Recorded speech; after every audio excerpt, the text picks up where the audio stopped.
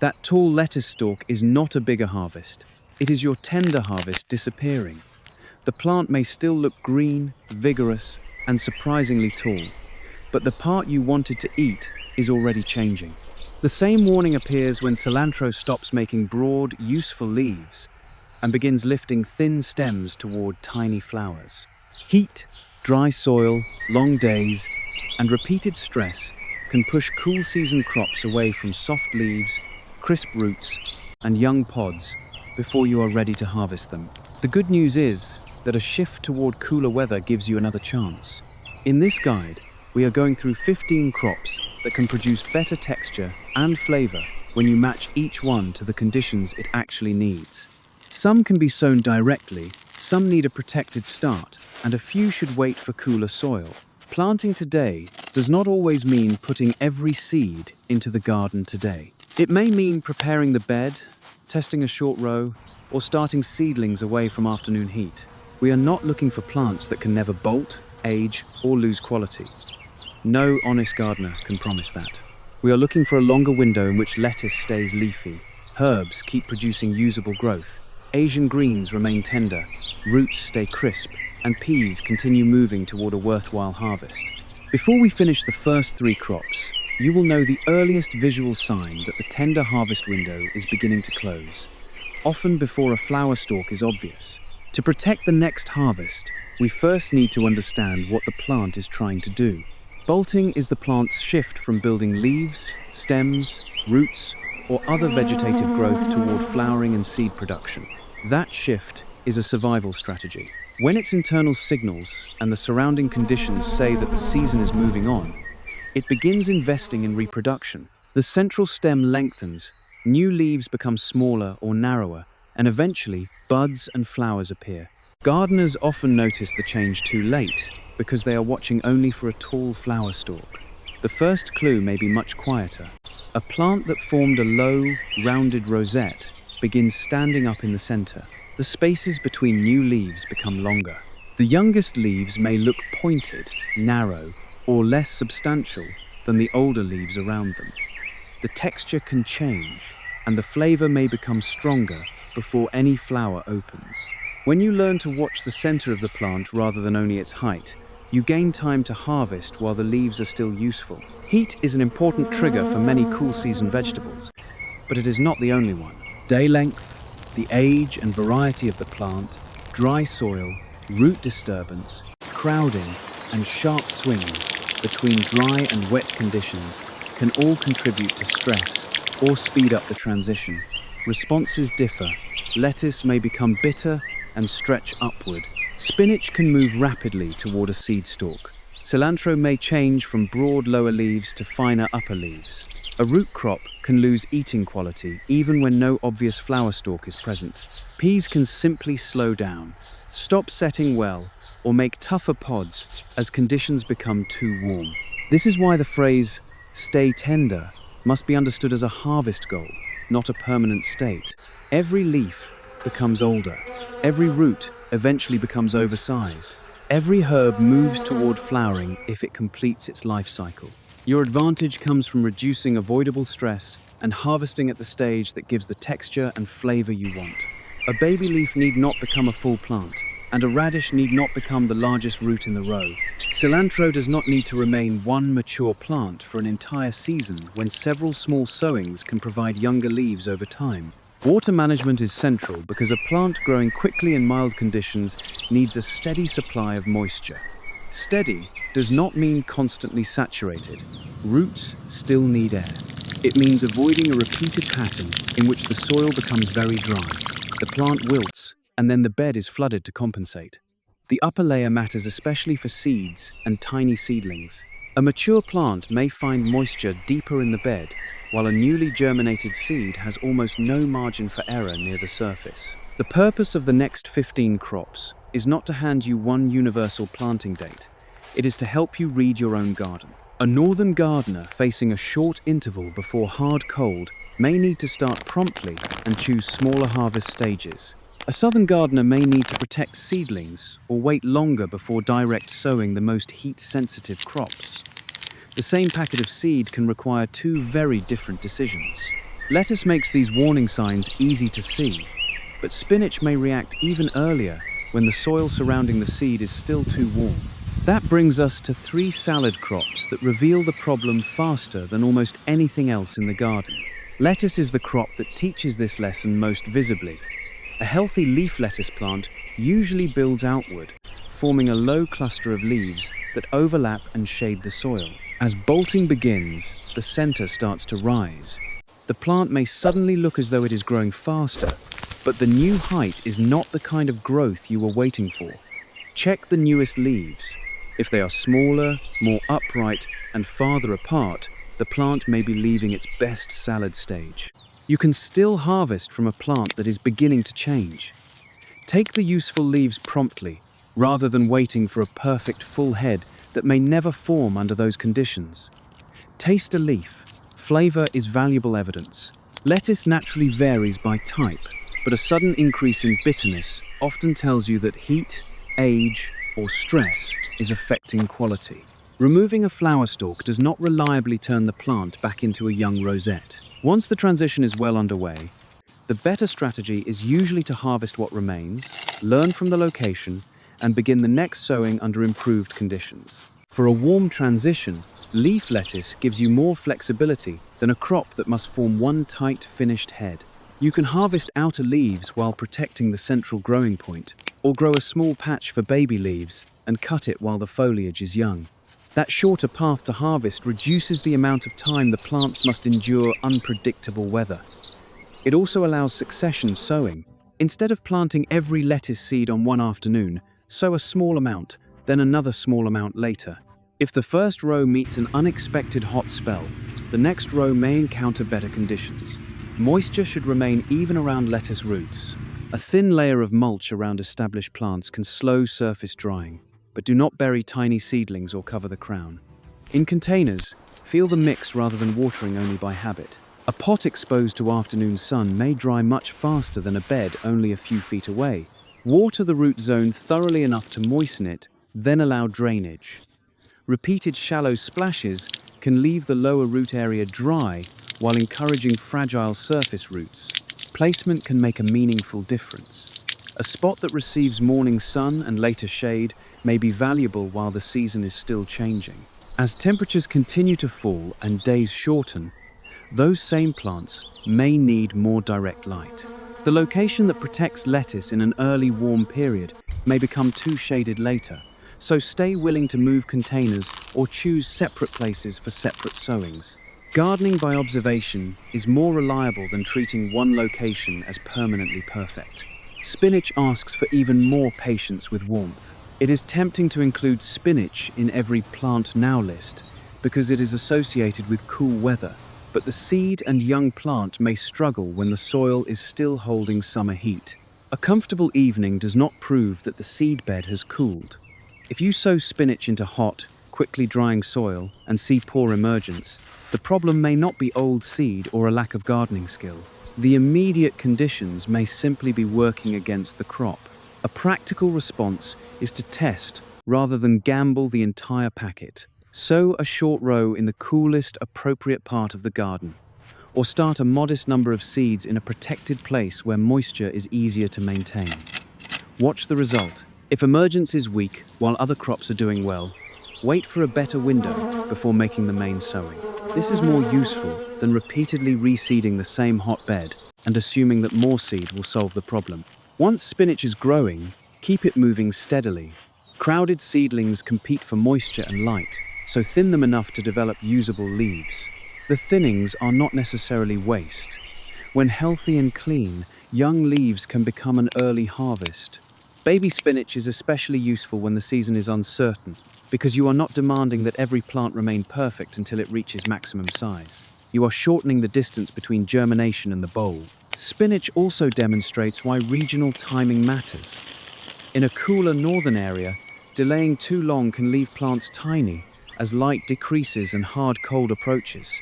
In a hot southern area, sowing too early can expose seedlings to conditions they dislike from the beginning. One gardener may need to protect plants from an early freeze later in the season, while another is still trying to protect seeds from excessive warmth. The right action depends on the soil and forecast in front of you, not on the date printed in a general planting slogan. Arugula is often the fastest of these three to reward you with a useful amount of leaf. Its naturally peppery flavor is part of its appeal, so a strong taste does not automatically mean the crop has failed. The question is whether the flavor has become harsher than you enjoy, and whether the plant is moving rapidly into tall flowering growth. Young arugula leaves are generally more tender and milder than old leaves from a stressed plant. Because arugula can be used as a baby leaf, it is ideal for small succession sowings. Scatter or sow a narrow band, but avoid creating such a dense mat that air movement is poor and every seedling fights for the same small amount of water. A crowded patch can look impressively green from above while producing thin plants below. Give the seedlings enough room to make leaves, or plan to thin and eat the extras early. Harvest arugula before you are forced to rescue it. Take individual outer leaves, or cut a baby leaf patch above the growing points if the plants and method allow regrowth. Do not assume that every cutting will produce indefinitely. Weather, plant age, disease pressure, and how low you cut all influence recovery. Succession sowing remains the more dependable way to keep younger foliage coming. These three crops reveal three different decisions. Lettuce asks you to watch the shape of the center and harvest before bitterness dominates. Spinach asks you to respect soil warmth and test conditions before using all your seed. Arugula asks you to use speed to your advantage by harvesting young and sowing in waves. They share a preference for steadier, cooler growth, but they are not interchangeable. The next two crops are herbs, and one of them can move from leafy growth to flowers so quickly that gardeners sometimes think they planted the wrong variety. Salad greens warn you with stretched centers and changing flavor. Herbs often announce the transition through a completely different kind of leaf. Cilantro can feel unfair in warm weather. You wait for a full, leafy plant, and just as it appears established, the center rises. The upper leaves become fine and feathery, and small flower clusters begin forming. This is not necessarily a different variety or a disease. It is the plant moving toward reproduction. Cilantro is naturally quick to complete that transition when conditions encourage it. The broad lower leaves are usually the part most people want for fresh cooking. Watch the new growth above them. When the newer leaves become more divided and the central stems lengthen, the leafy harvest window is narrowing. Harvest usable leaves before the plant puts most of its energy into flowers. Cutting the flower stem may briefly change the appearance, but it does not reliably return an advanced plant to its earlier leafy stage. The most practical cilantro strategy is often succession, not rescue. Sow a small amount at intervals, rather than expecting one planting to supply leaves for an entire season. This creates plants at different ages. When the oldest group starts moving toward flowers, a younger group can be approaching harvest. It also spreads risk. A brief hot period may affect one sowing more than the next. Cilantro seedlings need reliable surface moisture, but established plants should not sit in waterlogged soil. In a container, use a mix that holds moisture while still draining, and pay attention to how quickly the pot heats. More soil changes temperature and moisture more slowly than a tiny dark pot. Morning light, with relief from the strongest late-day heat, can be helpful during a warm transition, provided the plants still receive enough light to grow rather than becoming thin and weak. Allowing cilantro to flower is not automatically a failure. Flowers can support beneficial insects, and mature seed is coriander. But that is a different goal from producing broad, fresh leaves. Decide what you want from each patch. You might harvest one group for leaves and allow another healthy group to continue toward flowers and seed. A clear purpose prevents disappointment. Dill presents a similar choice, but its delicate foliage can make the transition less obvious at first. Dill leaves are already fine and feathery, so you cannot use leaf shape in exactly the same way as cilantro. Instead, watch for the main stem becoming more dominant, the spaces between branches increasing, and the top forming the structure that will carry a flower umbel. If tender dill foliage is the goal, harvest before that flowering stem takes over. Dill also benefits from repeated small sowings. One mature plant may become large and dramatic, but younger plants provide the soft foliage many cooks want. Keep them growing steadily with consistent moisture. A dry spell can check growth and leave less tender foliage even if the plant survives. At the same time, avoid keeping the root zone saturated. The aim is uninterrupted, healthy growth, not permanently wet soil. As with cilantro, flowers and seeds can be valuable. Dill flowers may be useful in pickling, and the seeds have culinary uses. The right response is not to label every flowering dill plant a failure. It is to separate the leaf crop from the flower or seed crop in your plan. Harvest leaves from younger sowings and allow selected plants to mature when that serves your garden and kitchen. These two herbs teach an important lesson about timing. Trying to hold one aging plant in a juvenile stage is usually less effective than creating a sequence of younger plants. Succession sowing may sound like more work, but the individual sowings can be very small. A short strip, a corner of a container, or a few cells in a tray may be enough to keep the next generation moving. They also teach you to observe the kind of growth being produced. More height is not always more harvest. More flowers are not more leaves. A green plant is not necessarily giving you the part you intended to eat. Once that becomes obvious, your decisions become simpler. Harvest, allow seed production, or clear space for the next crop. Before we move into the fastest Asian greens, there is one mistake that can make every date on a planting calendar misleading. Cooler air after sunset may feel like fall, but a seed does not experience the evening air the way you do. Cooler nights do not automatically mean a cool seed bed. After sunset, you may step outside and feel immediate relief, while the upper layer of soil is still releasing heat stored through the afternoon. A dark container can absorb sunlight for hours. A raised bed exposed on several sides may warm and dry differently from the ground beside it. The seed experiences that small environment, not the seasonal label on your calendar. This matters because the upper layer is also where moisture changes fastest. A deep bed may feel damp when you push a finger down, yet the thin layer around newly sown seed can dry between waterings. A germinating seed has almost no root system to search below. Until roots extend, the surface must remain consistently moist enough for the process to continue. That does not mean creating mud. It means checking often enough that the seed is not repeatedly swelling, drying, and being forced to start again. This is the point where plant now becomes a decision rather than a command. For one crop, planting now may mean direct, sowing into a bed that has genuinely cooled. For another, it may mean starting a few seeds in a tray, positioned in bright light without harsh afternoon heat. It can mean using light shade during establishment, sowing a small test row, preparing compost and irrigation, or waiting before committing the most heat-sensitive seeds. You do not need expensive equipment to make this judgment. Observe which containers are hot to the touch late in the day. Notice where the surface crusts and dries first.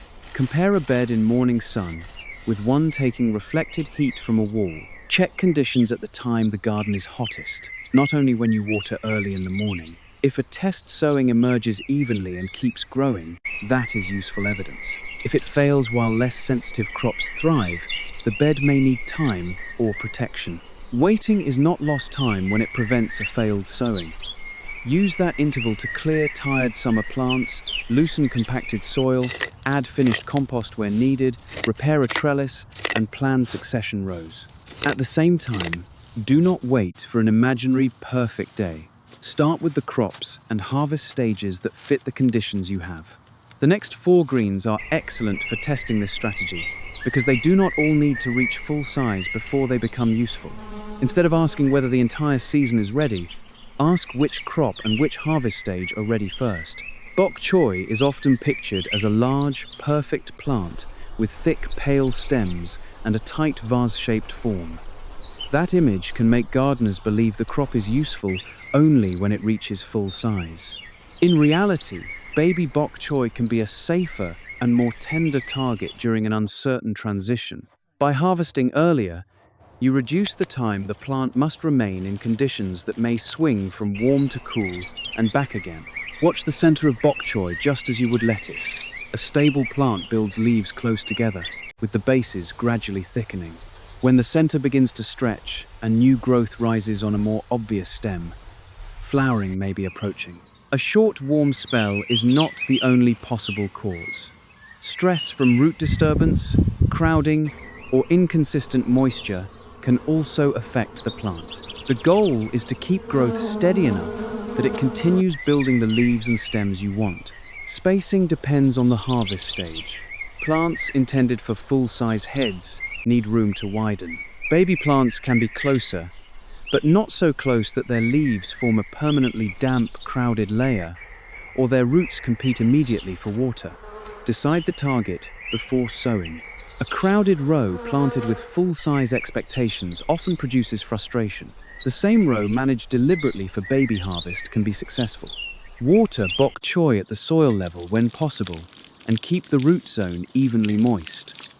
Thick stems contain a great deal of water, so rapid drying can interrupt growth. Yet constantly saturated soil can damage roots. In a container, drainage holes must function, and the mix should not collapse into a dense mass. Observe the plant after watering. Leaves that recover from temporary midday softness may be responding to heat, but repeated wilting is a sign that the system is not keeping up. Tatsoi offers a different shape.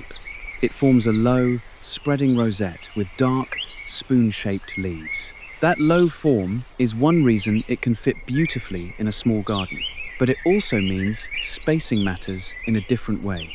A tatsoi plant, intended to form a broad rosette, needs horizontal room. If several plants are packed together, they may give you baby leaves, but they will not display the full low shape seen in seed catalogs. This makes tatsoi flexible. In a container, you can grow fewer plants to larger size or more plants for an earlier leaf harvest. Do not try to achieve both outcomes from the same crowded planting. For larger rosettes, thin while the plants are still young and use suitable thinnings as greens. For baby leaves, sow more closely but maintain airflow and harvest before the patch becomes tangled. Because tatsoi stays low, check beneath the leaves. The soil surface can remain hidden, and pests or excess moisture may go unnoticed. Water the soil rather than repeatedly wetting the entire rosette late in the day. Remove damaged outer leaves when necessary, but protect the center. The visual appeal of a full rosette comes from uninterrupted central growth. Mizuna changes the pace again. Its deeply cut leaves create volume quickly, and it is especially useful when your goal is a succession of younger greens. You do not need to wait for a large, mature plant. Young mizuna leaves can enter salads or cooking while the crop is still compact. That makes mizuna a way to shorten the risk window. The shorter risk window is valuable because unpredictable weather has less time to interfere. A crop harvested as baby leaves may be finished before a later hot spell pushes older plants towards stronger flavor and flowering. This does not make mizuna immune to stress or bolting. It simply gives you a useful harvest stage earlier in the plant's life. For repeated cutting, avoid slicing below every growing point. Take leaves selectively or cut at a height that leaves the crown capable of producing new growth. Recovery depends on plant health, weather, and the severity of the cut, so do not build the entire plan around endless regrowth. Sow another small patch while the first is producing. The second patch is your insurance and the foundation of continuous quality. Mustard greens teach the most important flavor lesson in this group. Mustard is naturally pungent. A peppery or sharp taste is not automatically evidence of poor growing conditions. Variety and leaf age strongly influence intensity. Still, heat, drought, stress, and older leaves can push the flavor beyond what many people enjoy. If you want a gentler mustard, choose young leaves and keep growth steady. Baby mustard can be harvested from a small succession patch, much like mizuna. This gives you color and flavor without waiting for every plant to become large. If you prefer mature leaves for cooking, allow more space and harvest before the plants become excessively tough. The best stage depends on how you plan to use the crop. A leaf that is too strong for a raw salad may be excellent when cooked. Do not try to remove mustard's natural character through watering or shade. The purpose of good care is not to turn mustard into lettuce. It is to prevent unnecessary stress from adding harshness and toughness. Give the plants sufficient light, protect them from severe drying, and harvest at the age that matches your kitchen. These 4 greens also demonstrate why one instruction cannot cover an entire plant family. Bok choy is often valued for substantial leaf bases and a compact head. Tatsoi spreads low and wide. Mizuna gives finely divided leaves that can be harvested young. Mustard offers deliberate pungency. All may benefit from cooler, steadier growth, yet spacing, harvest stage, and flavor expectations differ. For bok choy, the key decision is whether you want baby plants or full heads. For tatsoi, it is whether the planting has enough horizontal room to form rosettes. For mizuna, it is whether you will use repeated small sowings to keep the leaves young. For mustard, it is how much pungency you want and whether you plan to eat the leaves raw or cooked. During the warm end of the transition, inspect these greens in the afternoon. Morning observations can be misleading because almost every plant looks refreshed after a cool night and watering. Afternoon inspection reveals which container overheats, which patch wilts, and where shade arrives soon enough to help. If one location repeatedly causes stress, move a container or reserve that space for a crop that tolerates it better. Pest pressure can also interrupt tender growth. Check leaf undersides and the protected centers where chewing insects may hide. Damage does not automatically require a harsh response. Small infestations may be removed by hand, barriers can protect young plants, and damaged leaves can be trimmed while preserving the crown. The important point is to notice early. A young plant losing its center cannot replace leaves as easily as a mature plant losing one outer leaf. The most valuable feature of this group is flexibility. You can change the harvest goal when the season changes. Bok choy that may not have time to reach full size can be harvested as a smaller plant. Tatsoi can provide leaves before its rosette is fully expanded. Mizuna and mustard can be cut young. A smaller, high-quality harvest is better than holding every plant until the weather ruins texture. Think of harvest timing as part of cultivation, not as a final event. The decision to take a young leaf can be as important as the decision to water. When you remove usable outer leaves before they become coarse, you direct the kitchen toward quality and reduce waste. When you wait simply because the seed packet shows a larger plant, you may miss the stage that best fits your conditions. Bok choy and tatsoi may belong to the same broad family, but their shapes change how you space and harvest them. Mizuna offers one of the easiest ways to shorten the risk window, while mustard reminds you that stronger flavor can be natural and still be managed through harvest age. Together, these crops turn an uncertain season into several smaller opportunities. These fast greens reduce risk by giving you an earlier harvest. The next 2 crops succeed for a different reason. Kale and Swiss chard are generally more forgiving, but that does not make them invulnerable. And one common harvesting mistake can still leave you with fewer tender leaves than expected. Kale often becomes the dependable answer when lettuce and spinach are too sensitive for the conditions. It can tolerate a wider range of weather once established, and many types continue producing leaves as temperatures fall. That reliability is valuable, but it should not be confused with immunity. Kale can still become tough, stressed, pest-damaged, or eventually move toward flowering. The easiest quality strategy is to harvest from the outside. Choose leaves that have reached a useful size but are still in good condition, and leave the central growing point intact. The center is the engine that creates the next leaves. If you cut through it while trying to take a large harvest at once, the plant may stop producing in the way you expected. Do not strip a small kale plant bare. Leaves power the plant, so removing nearly all of them can slow recovery. Take a reasonable amount and allow new growth to replace what was harvested. Harvesting lightly supports a steadier supply. Leaf age affects texture. Young kale leaves can be tender enough for salads, while larger leaves may be better massaged, chopped, or cooked. That is not a failure. A mature leaf has a different culinary role. Decide whether the planting is meant for baby kale, regular outer leaf harvest, or larger cooking greens. Spacing and harvest frequency should support that purpose. Moisture remains important. Kale may survive a dry interval that damages lettuce. but survival is not the same as producing the best leaves. Repeated wilting can slow growth and contribute to tougher texture.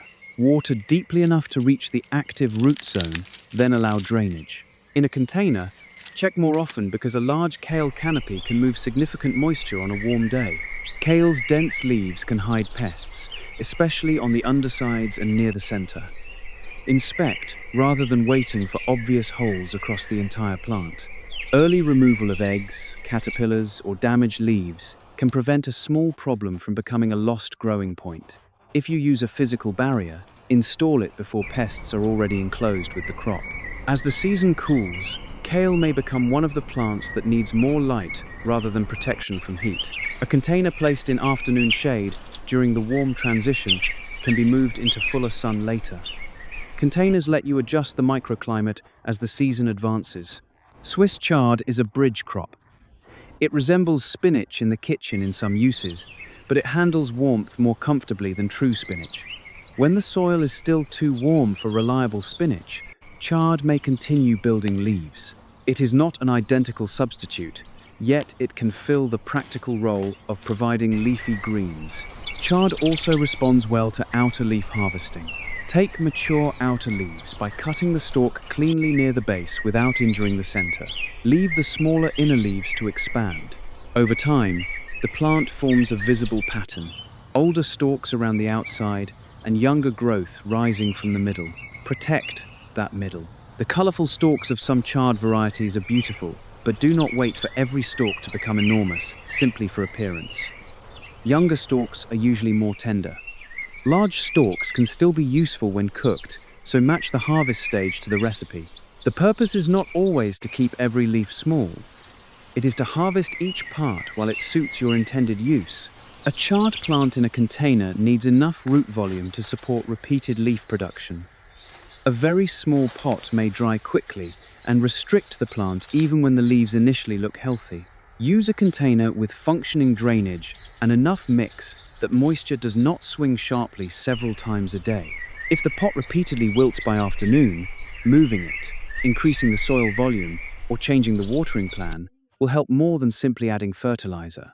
Kale and chard can share space with quicker crops, but avoid crowding their centers. A few radishes or baby greens may occupy open soil early, then be removed as the larger plants expand. This works only when you plan the timing. If the quick crop remains too long, roots and leaves begin competing just when kale or chard needs more room. These two plants give the gardener breathing room.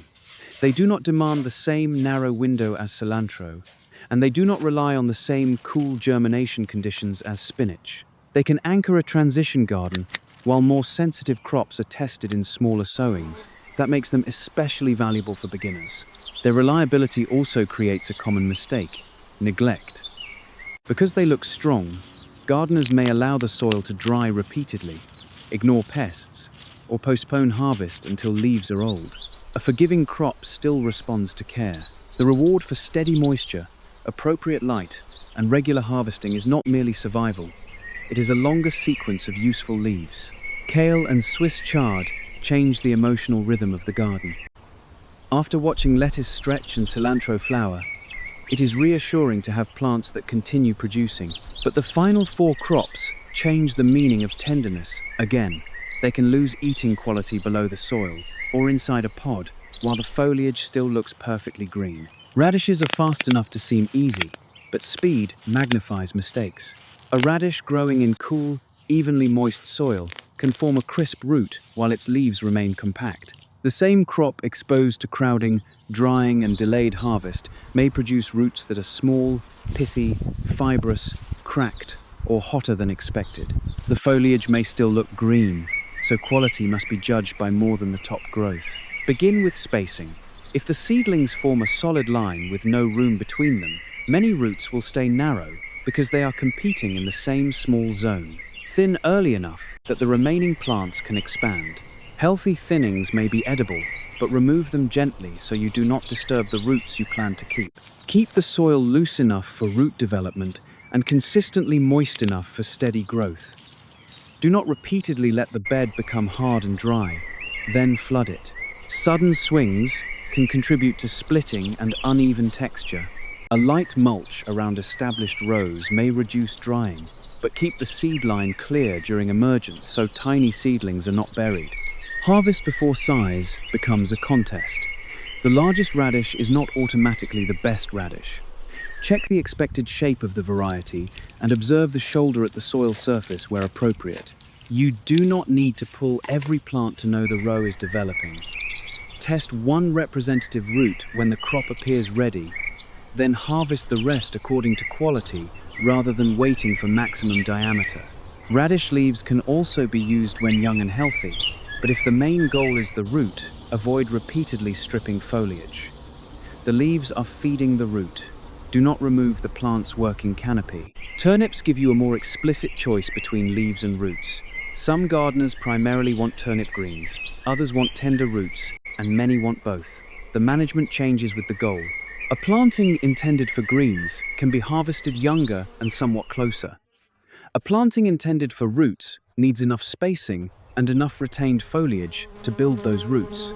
If you want both, take leaves selectively. Remove a limited number of outer leaves, rather than cutting every top from a young plant. The plant must keep enough leaf area to photosynthesize. Harvest roots while they are still at a size and texture you enjoy. Older, oversized turnips can become stronger and more fibrous, especially after stress. Turnips also show why flavor should not be judged by one rule. Some natural sharpness belongs to the crop. Cooler, steadier growth, and timely harvest can make roots milder and more tender, but they will not turn a turnip into a sweet lettuce leaf. Choose varieties and harvest stages that match your cooking. Beets offer another two-part harvest. Young beet leaves can be used as greens, while the swollen root develops below. This is useful in a short or uncertain season because the planting may provide something edible before the roots are finished. But the same caution applies. If your main goal is roots, do not remove too many leaves from each plant. Beet seedlings often emerge in clusters because what looks like one seed can produce more than one seedling. Thin carefully so the roots have room. The removed seedlings can sometimes be used as baby greens when clean and healthy. Crowded beets may produce abundant leaves from a distance while hiding undersized roots below. Beets require patience compared with radishes. That makes starting time important. In a region where days are shortening quickly, waiting too long may leave roots small, even though the plants survive. In a hot region, starting too early can expose seedlings to unnecessary stress. Leaf harvest can be an early payoff when the season cannot support full roots. Water beets consistently and keep the bed reasonably loose. Like the other roots, they do not benefit from dramatic wet and dry cycles. Mulch after establishment can moderate the surface, but keep the crown visible and avoid piling wet material against the plant. Peas are the important exception in this list. Gardeners sometimes place them beside lettuce and describe all cool season problems as bolting, but peas do not usually fail in the same visible way. Excessive heat can slow vines, reduce flowering or pod set, and shorten the period when pods are sweet and tender. The plant may simply stop progressing. This means peas should not be forced into hot soil merely because they appear on a fall list. In a northern climate, you must balance the remaining time before severe cold against the need for cooler conditions. In a southern climate, the better window may arrive later, after the strongest heat has passed. The calendar decision can be opposite in two regions. Choose a type that matches your space and purpose. Climbing peas need support early, before the vines sprawl and tangle. Install the trellis at sowing time, or soon after emergence so roots are not disturbed later. Bushier types may need less height but still benefit from simple support and good airflow. Maintain steady moisture during flowering and pod development. Do not drown the roots, but do not allow repeated drought stress. Harvest edible pods while they are young and crisp if you are growing snow or snap types. For shelling peas, allow seeds to fill without leaving pods so long that they become tough and starchy. Pea shoots offer another possible harvest, especially when the available season is too short for a large pod crop. But clarify your goal. Repeatedly cutting the main growing tips from plants intended to produce pods can reduce or delay the pod harvest. Grow a separate dense patch for shoots if shoots are the main product, and manage pod plants for vines and flowers. The final 4 crops reveal why bolting is only part of the story. A radish can become pithy without flowering. A turnip can become fibrous while the leaves stay green. A beet can remain too small because crowding or time-limited root development. A pea can make poor pods because heat arrived at flowering. In every case, the edible portion loses quality before the plant necessarily looks dead. They also show the value of deciding what you are growing. With radishes, the target is a crisp root harvested promptly. With turnips and beets, choose how much you value leaves compared with roots. With peas, decide between shoots, edible pods, and shelling peas. A clear target tells you how to space, water, support, and harvest. When we finish peas, the list becomes a 3-part system. What can be sown now, what should be started under protection, and what should wait for cooler soil. The right category is not fixed nationally. It changes with your garden, your forecast, and the stage at which you plan to harvest. Start with the sow now category. A crop belongs here only when its present conditions support germination and early growth. The soil is no longer excessively hot for that crop. The seed bed can be kept evenly moist, and there is enough remaining light and season for the intended harvest. Quick baby greens may qualify before a full-size spinach crop or a pod-producing pea crop. The harvest target matters as much as the crop name. The second category is start protected. This does not require a greenhouse. It may mean a tray in bright, sheltered light, a nursery area that avoids the strongest afternoon heat, or a small sowing under light shade while seedlings establish. Protection should not create weak, stretched plants. Give seedlings light and airflow, then gradually expose them to outdoor conditions before transplanting. The third category is wait for cooler soil. Waiting is appropriate when repeated test sowings fail, containers remain hot late in the day, or the crop is known to be far more sensitive than the plants already succeeding. Use the waiting period actively. Prepare the bed, improve drainage, repair supports, remove diseased debris, and plan irrigation. Have the seed ready so waiting does not become forgetting. Now reduce the list to a manageable first planting. For a salad and herb garden, choose lettuce, spinach, arugula, cilantro, and dill. But do not necessarily start all 5 in the same place or on the same day. Arugula and leaf lettuce may be tested first. Spinach may wait for a cooler bed. Cilantro and dill can be sown in small, successive patches. For fast Asian greens and repeated leaf harvest, choose bok choy, tatsoi, mizuna, mustard greens, and kale. Give bok choy and tatsoi the spacing their shapes require. Use mizuna and mustard for younger leaves. Let kale become the longer-lasting anchor. For a garden that combines leaves, roots, and climbing growth, choose Swiss chard, radishes, turnips, beets, and peas. Chard provides dependable foliage. Radishes offer the quickest root opportunity. Turnips and beets can provide young leaves while roots develop. Peas use vertical space, but only when the temperature window makes sense. You do not need all 15 crops. 3 to 5 well-managed choices can produce more useful food than 15 overcrowded experiments. Begin with one small sowing that your garden can support.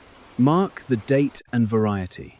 Observe emergence, afternoon stress, flavor, and harvest quality.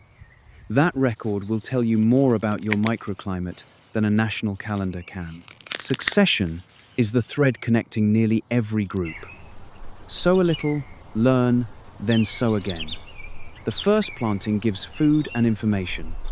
The second benefits from what the first revealed. This approach spreads risk, keeps plants at different ages, and helps prevent the entire garden from becoming old or bolting at once. Choose 3 to 5 crops. Find the place that receives useful morning light without trapping excessive afternoon heat. Check the moisture and warmth of the actual seed bed, not only the evening air.